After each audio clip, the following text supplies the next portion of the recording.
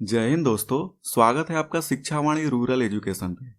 आज हम बात कर रहे हैं नासा के द्वारा किए जा रहे एक बेहद खास खोज यानी कि ड्रैगन फ्लाई मिशन के बारे में।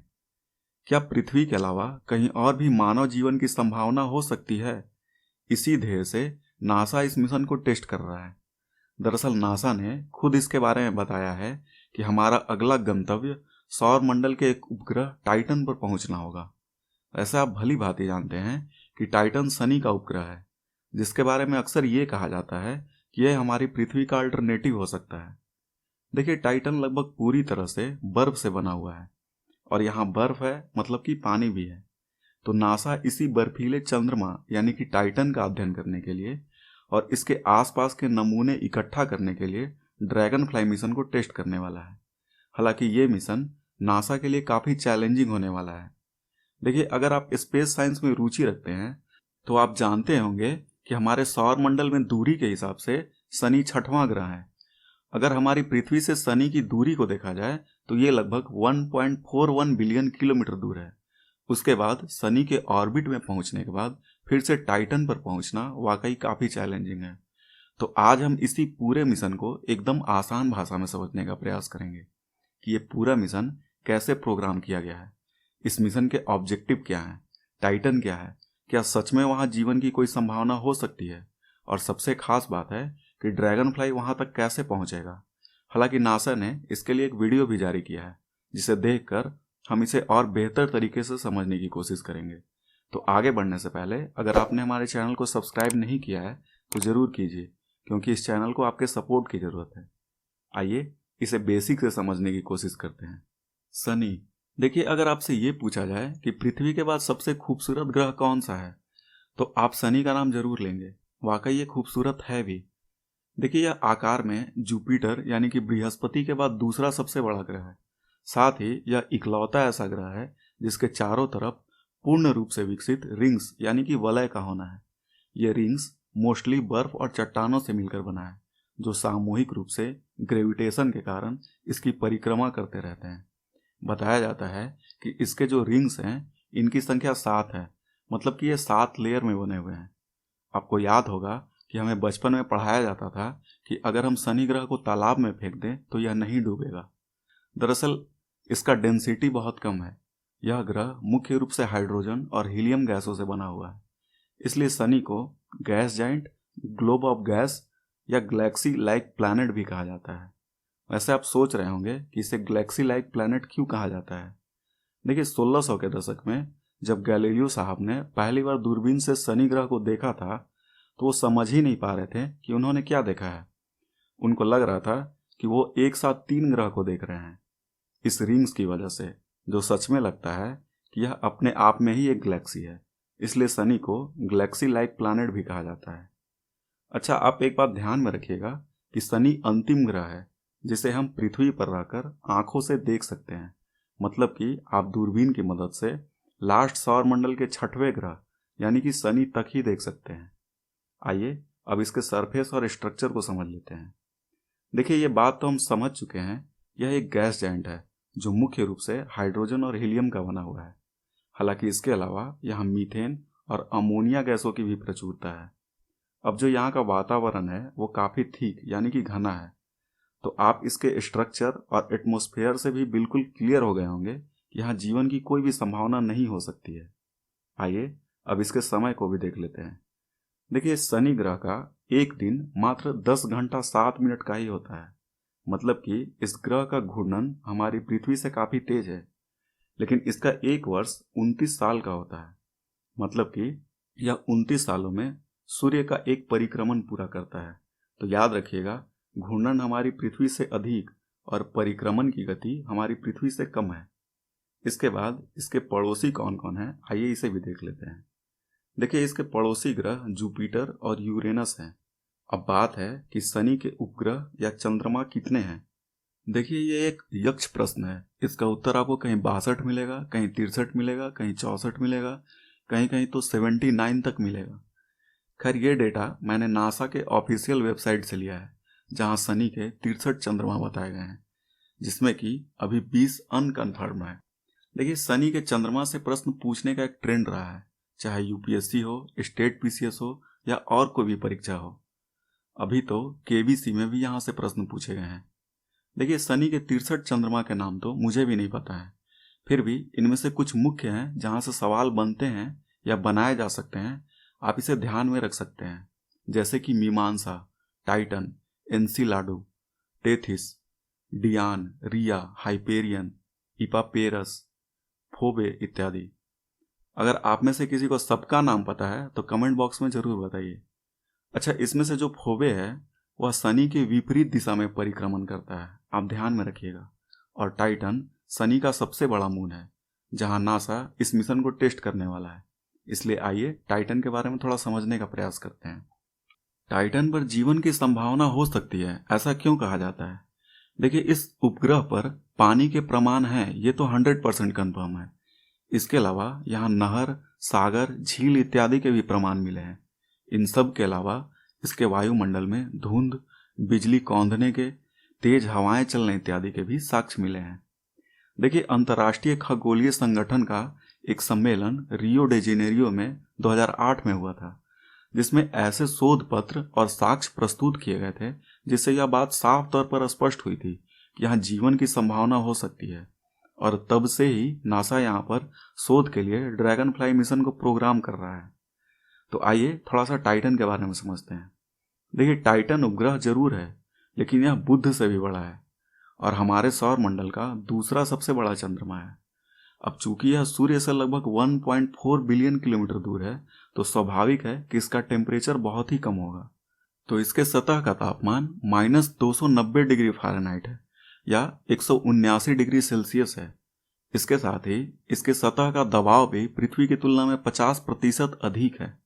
सबसे खास बात है कि टाइटन पर पृथ्वी की तरह नाइट्रोजन आधारित वातावरण है। यहाँ बादल भी है, लेकिन यहाँ मीथेन की बारिश होती है जो हल्के बर्फ की तरह गिरते हैं। देखिए, हो सकता है कि वर्तमान में टाइटन पर जीवन की संभावना न हो, लेकिन इसी तरह की प्रक्रिया से ही कोई ग्रह अपने आप को जीवन के अनुकूल वातावरण में विकसित करता है। इसलिए टाइटन पर इतने तरह के साक्ष्यों का मिलना खास है। वैसे आपको पता होगा कि इसकी खोज क्रिस्टियन हाइगेंस ने की थी, जिसके लिए इन्हीं के सम्मान में यहाँ एक हाइगेंस सैटेलाइट को भी उतारा गया था। और इसी हाइगेंस यान के कैमरे ने यहाँ की दुर्लभ तस्वीरें ली है। इसलिए अब नासा यहाँ और ज़्यादा शोध करने और साक्ष्य जुटाने की कोशिश कर रहा है। तो आइए अब समझते हैं ड्रैगन फ्लाई मिशन को। देखिए, नासा ने घोषणा की है कि हमारा अगला गंतव्य सौरमंडल के एक अद्वितीय उपग्रह टाइटन पर होने वाला है। इस मिशन को अप्रैल 2017 में ही John Hopkins applied physics laboratory के द्वारा नासा के न्यू फ्रंटियर्स प्रोग्राम के तहत प्रस्तावित किया गया था। तो इसी न्यू फ्रंटियर्स प्रोग्राम के तहत इस मिशन को 2026 में लॉन्च किया जाएगा। और ख़ास बात है कि यह प्रोग्राम 10 सालों के लिए डिजाइन किया गया है। इस मिशन के लॉन्च के लिए नासा एटलस 5 रॉकेट का प्रयोग करने वाला है, क्योंकि इतना हैवी पेलोड फेरिंग को यह रॉकेट ले जाने में पूरी तरह से सक्षम है। अच्छा, आप जानकर हैरान हो जाएंगे कि ये रॉकेट केरोसिन तेल से चलता है। बड़ी अजीब बात है, हमारे देश में केरोसिन से चलने वाला कोई बाइक भी नहीं है और ये लोग रॉकेट उड़ा रहे हैं। इस रॉकेट को पहले लॉकहीड मार्टिन के द्वारा संचालित किया जाता था, लेकिन अब इस रॉकेट को यूएलए यानी कि यूनाइटेड लॉन्च अलायंस के द्वारा संचालित किया जाता है। दरअसल यूएलए, लॉकहीड मार्टिन और बोइंग का एक ज्वाइंट वेंचर है। देखिए, एटलस 5 मात्र 2 स्टेज वाला रॉकेट है, जिसमें कि पहले चरण में रसिया के द्वारा डिजाइन किया गया RD-180 इंजन लगा हुआ है और यही इंजन प्रोपेलेंट के रूप में किरोसिन और ऑक्सीडाइजर के लिए लिक्विड ऑक्सीजन का उपयोग करता है। बाकी सेकेंड स्टेज में प्रोपेलेंट के रूप में लिक्विड हाइड्रोजन और ऑक्सीडाइजर के लिए लिक्विड ऑक्सीजन का इस्तेमाल किया जाता है। बाकी पेलोड फेरिंग के वेट के रेशियो में स्ट्रैपन बूस्टर को कम या अधिक किया जा सकता है। तो इसी रॉकेट से ड्रैगन फ्लाई को लॉन्च किया जाएगा। जैसा कि हम जानते हैं कि पृथ्वी के ऑर्बिट से टाइटन का लैंडिंग साइट काफ़ी दूर है, तो इस हिसाब से लैंडिंग साइट तक पहुंचने में तकरीबन 7 से 8 साल का समय लगेगा। और जब यह टाइटन के ऑर्बिट तक पहुंच जाएगा, तब इसे एक पैराशूट के माध्यम से लैंड कराने की कोशिश की जाएगी, जो कि सही है, क्योंकि अतीत में बहुत सारे ऐसे मिशन हुए हैं जब हम अपने गंतव्य तक तो पहुंच गए हैं, लेकिन तकनीकी खामियों की वजह से सेफ लैंडिंग नहीं हो पाई है। ऐसे में पैराशूट से लैंड करवाना एक सेफ और बेहतर तरीका हो सकता है।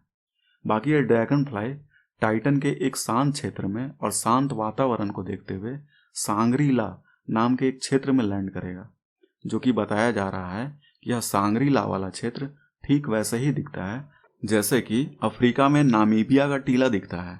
खैर, इस सेफ लैंडिंग के लिए यह कैसिनी सैटेलाइट के डेटा का लाभ उठाएगा। देखिए, वैज्ञानिकों ने बहुत सोच समझकर इस ड्रैगन फ्लाई को डिजाइन किया है।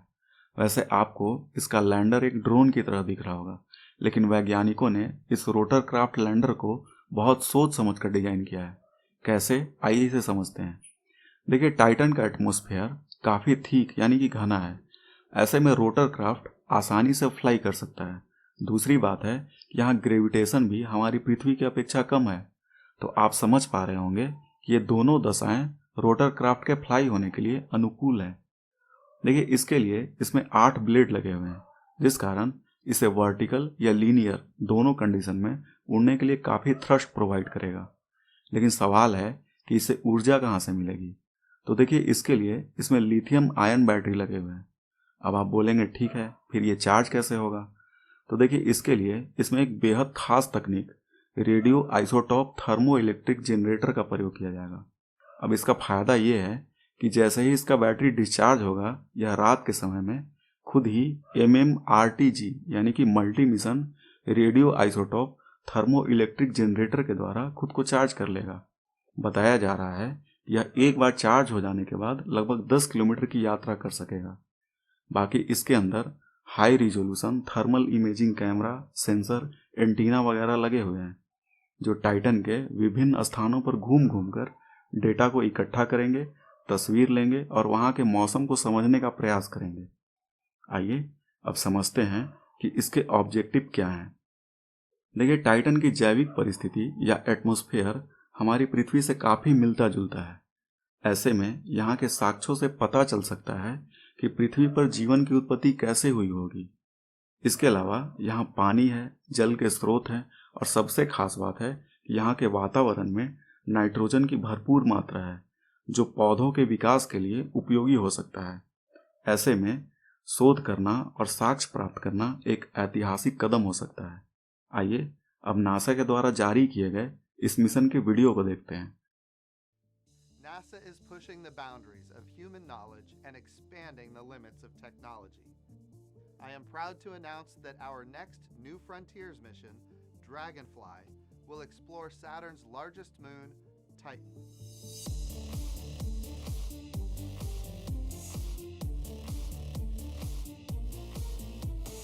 Dragonfly will be the first drone lander with the capability to fly over 100 miles through Titan's thick atmosphere.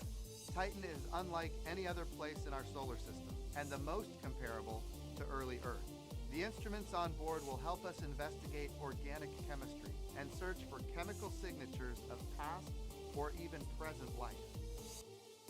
So we have on Titan opportunity to observe the processes that were present on early Earth when life began to form, and possibly even conditions that may be able to harbor life today. One of the things that is particularly exciting about this mission is that we can do the very detailed chemical measurements, but be able to put them in the context of Titan as a system. It's the science that really motivates us. वाकई ये mission काफ़ी खास है। अगर आपको ये जानकारी अच्छी लगी हो तो लोगों तक शेयर कीजिए, लाइक कीजिए, चैनल को सब्सक्राइब कीजिए। आपका दिन शुभ हो। धन्यवाद।